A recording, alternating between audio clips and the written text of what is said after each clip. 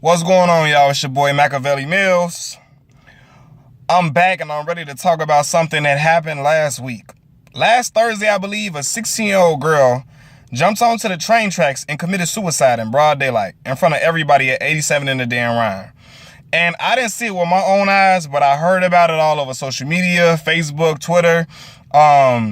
When I was coming home on a train, I was hearing people discuss it. Coming home on a bus, I heard people discuss it, and they were just so crushed.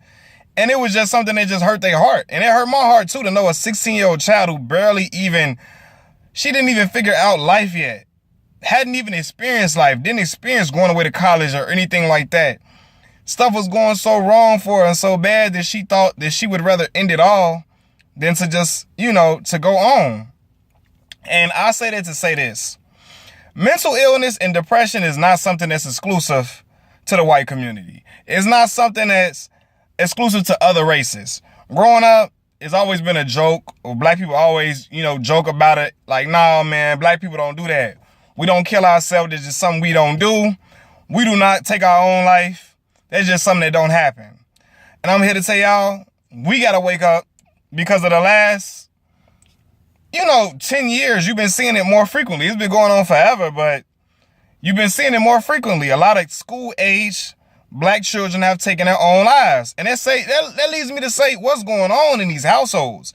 Y'all got to talk to your people. We all got to talk to our family and our friends and see what's going on with them, because you never know what they could be dealing with at school or in their own homes, whatever battles they could be fighting within their own households, man. I remember when my mother used to always tell us when we were kids, me and my sisters, we could never spend a night at our friend's house and all that type. We couldn't spend a night at our friend's house. And I always thought my mother was mean for that.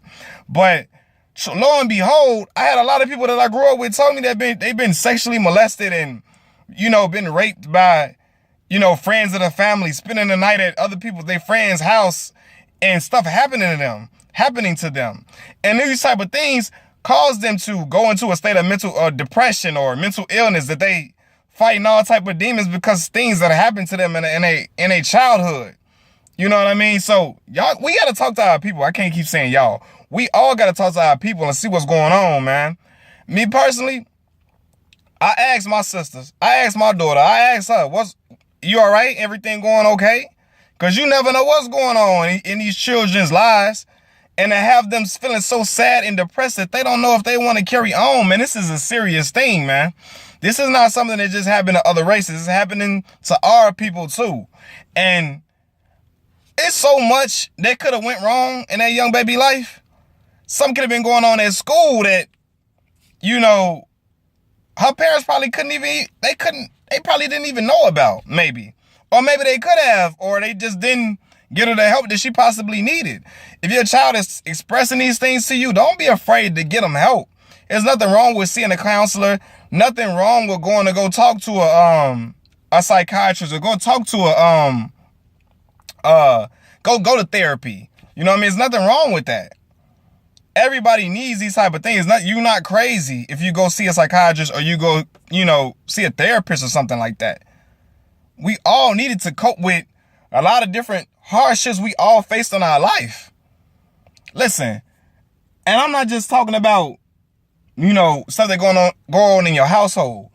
So in the communities that a lot of black people come from, these poverty-stricken neighborhoods, we seeing death all around us. We seeing our best friends, our friends getting killed, or people we go to school with getting locked up for murder or getting killed. Those are traumatizing events. You see your cousin, your brother lose his life. You can seek therapy for that. You never know, man. Like for real, we got to stop saying that. Black people don't commit suicide. We don't do this and do that to ourselves. Talk to these children. Talk to your kids. Talk to your sisters, your brothers, your cousins. Find out what's going on, man.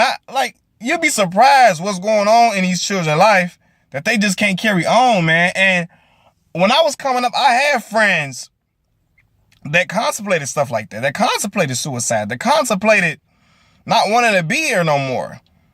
And they would talk to me, and express it to me, and I would be the one that try to talk to them and in some way counsel them, So I know it's a real thing. And we gotta go and seek help for it, man.